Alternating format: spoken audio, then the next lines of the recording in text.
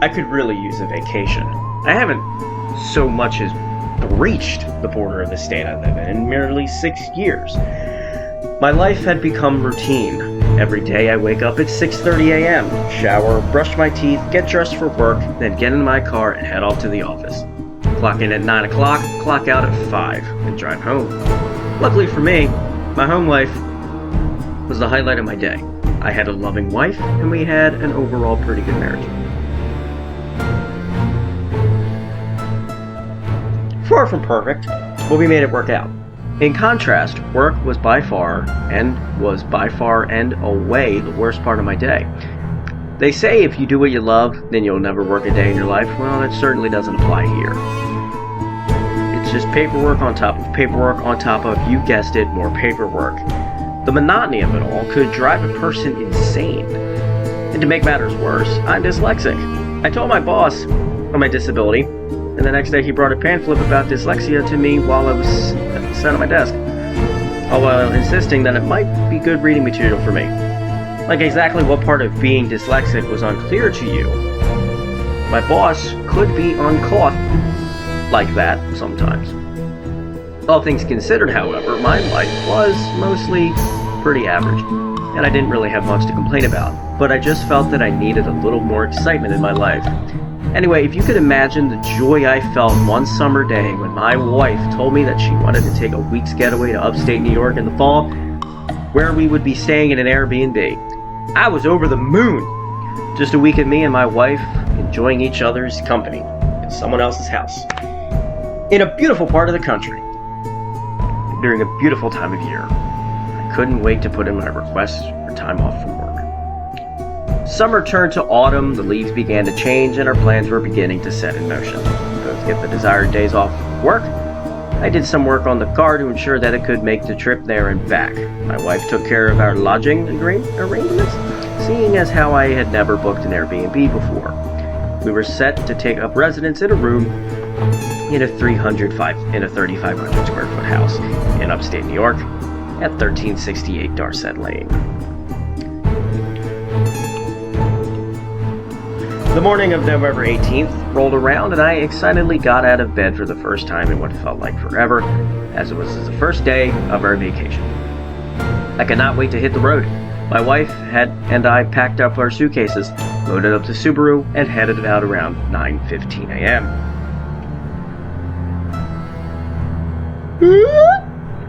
I put the address for the Airbnb in my GPS, and we were on our way. Driving north, familiar sights of northeastern Pennsylvania gave way to the beautiful autumn landscape of rural New York. Truly a beautiful part of the country that time of year, if you've never been. It was by far the best drive we had in a long time. Would have preferred if gas was a little bit cheaper, but oh well. At around 2:30 in the afternoon, after driving through a heavily wooded area that was well off the highway for nearly an hour, we finally came upon our living accommodations for the week. As my GPS dinged, signifying the end of our journey, we pulled up to what looked to be an older house, and a decent-sized one at that. I threw it in park, and we got out of the car. Here we are, I declared. Finally, it felt like we were driving for a lot longer than we should have been, my wife responded. Well, I'm just glad we made it, I said. So what do you think? Well, it surely is rustic, my wife replied. Yeah, nice and quaint, I said happily. It doesn't look quite like the pictures I remember seeing online, she stated.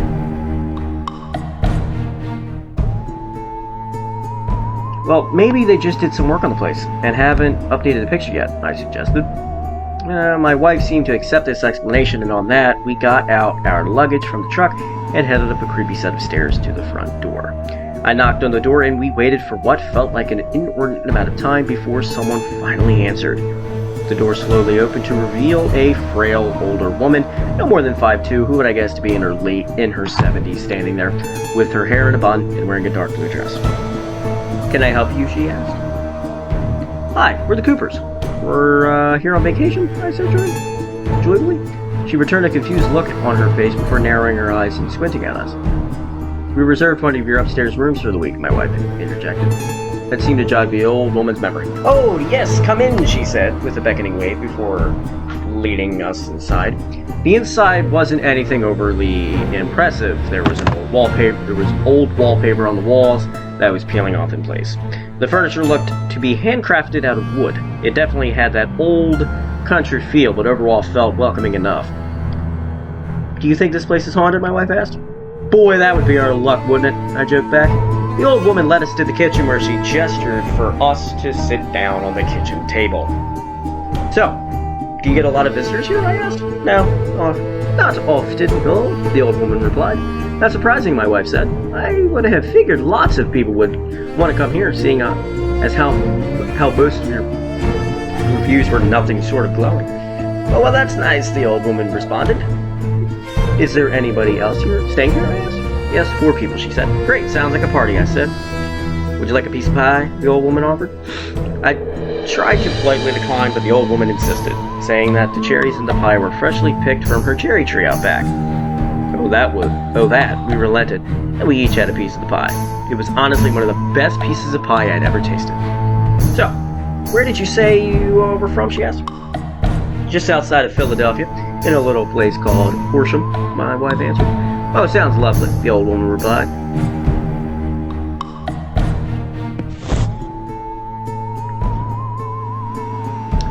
After she said this, the sound of a door slamming shut out back rang out, and a large man entered the room from behind the old woman. He was noticeably quite tall, I would guess at least 6'3". He had very broad shoulders and thin, unkempt, light brown shoulder-length hair. He had a mostly vacant look in his eyes and was clad in a dirty pair of overalls that he wore over top a flannel shirt that looked like it had never seen the inside of a washing machine. This is my son, Albert. Say hi to the nice people, Albert, the woman exhorted. What we got in return wasn't so much a greeting, as it was just a low grunting sound that didn't seem as though it was directed at anyone in particular. Not exactly the warmest greeting I had ever received.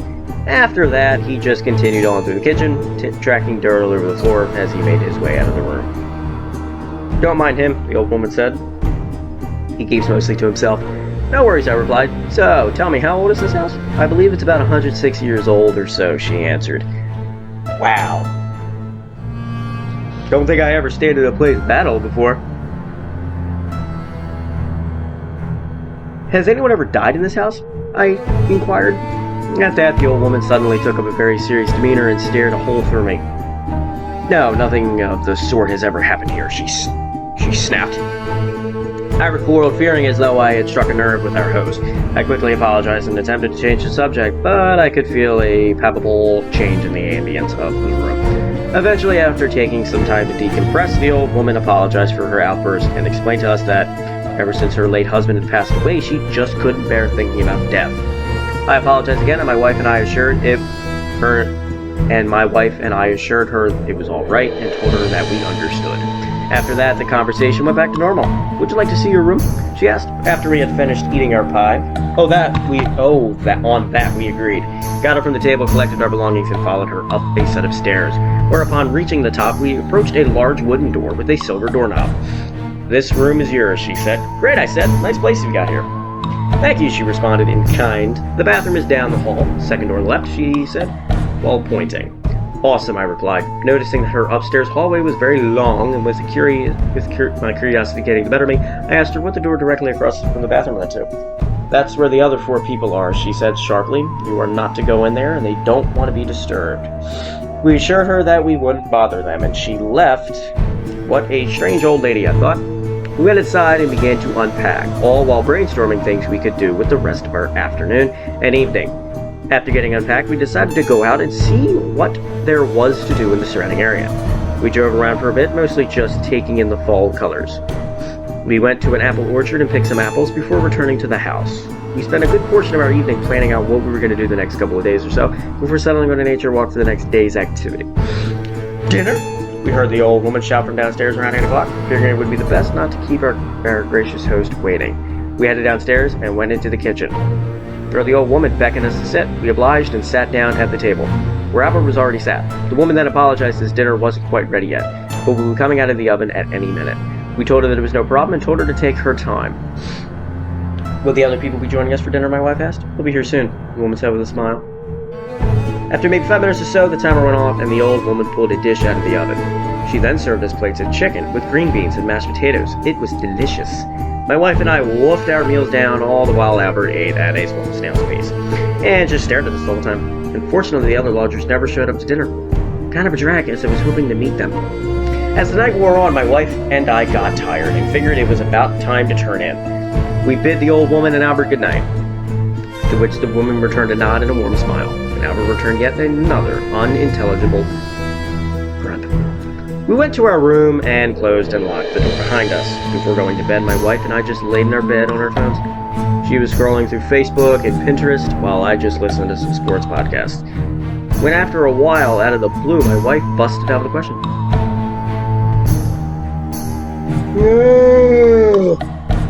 Do you think it's weird that we haven't heard a peep from the other people here? Well, I guess I hadn't really thought about it. Why?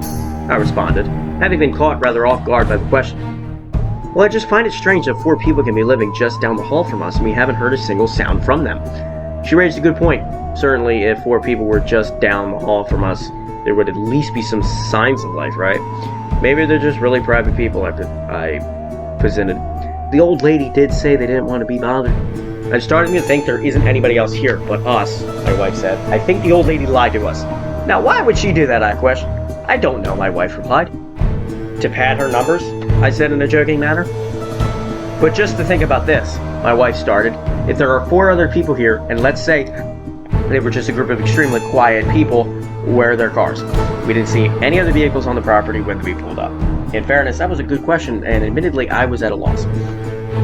The best thing I could figure out was that the property was fairly big, and that maybe just parked out back. I don't know, babe, but I'm not really going to worry about it. We're on vacation, let's just try to enjoy it. Besides, we've got a big week ahead of us. With that, I took my earbuds out, rolled over, and tried to go to sleep, and not long after that, my wife followed suit.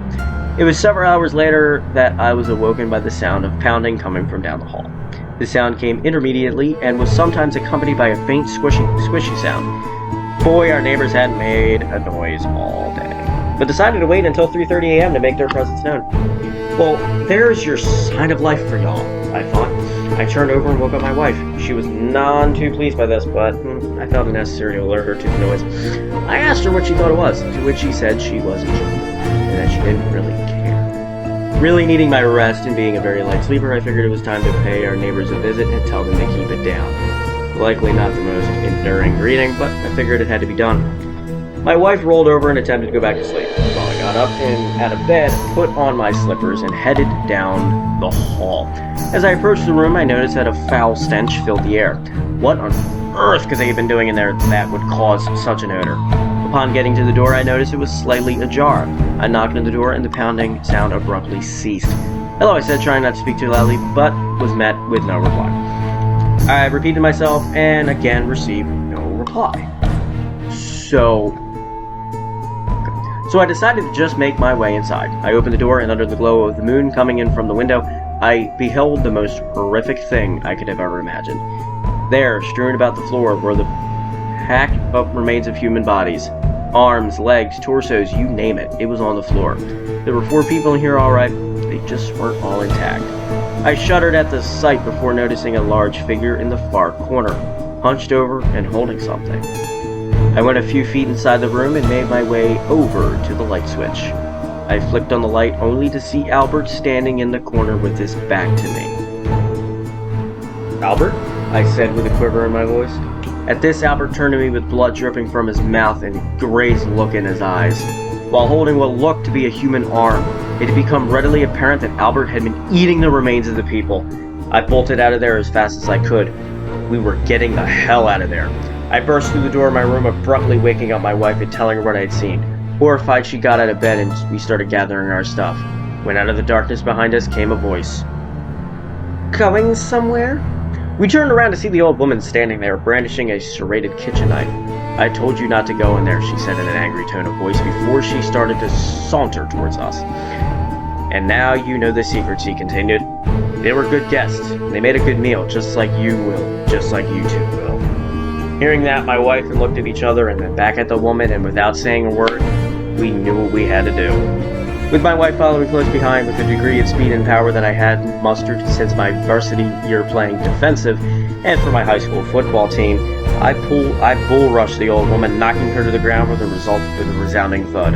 We ran past her and down the stairs, out the front door, and over to our car, where we haphazardly threw our stuff in the back seat. I jumped in the driver's seat, put the key in the ignition, and started the car. The purr of the engine was like music to my ears. I threw it in reverse and backed out of there as fast as I could, but not before seeing Albert standing there on the porch, staring at us with that ever-present vacant stare of his, holding a bloody axe. I drove out of there heading in no particular direction. I figured we would find our way back to the highway eventually, and got headed home. Seeing as how our vacation had been cut well short, I just wanted to get as far away from that house as I could.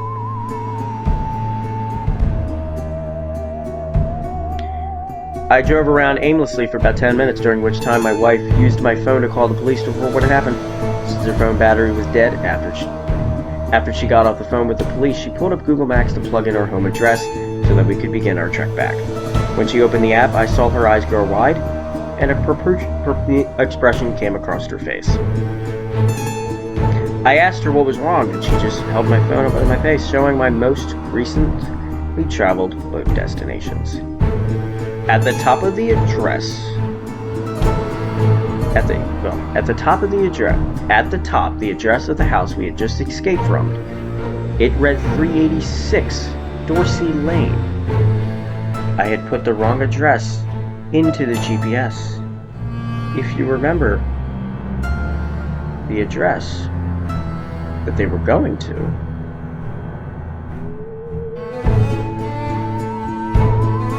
was 1368 Darset Lane. I want to thank you all for watching this video. If you did enjoy it, hit that like button. The credit goes out to Stephen Allen. This is from Creepypasta.com, and as always,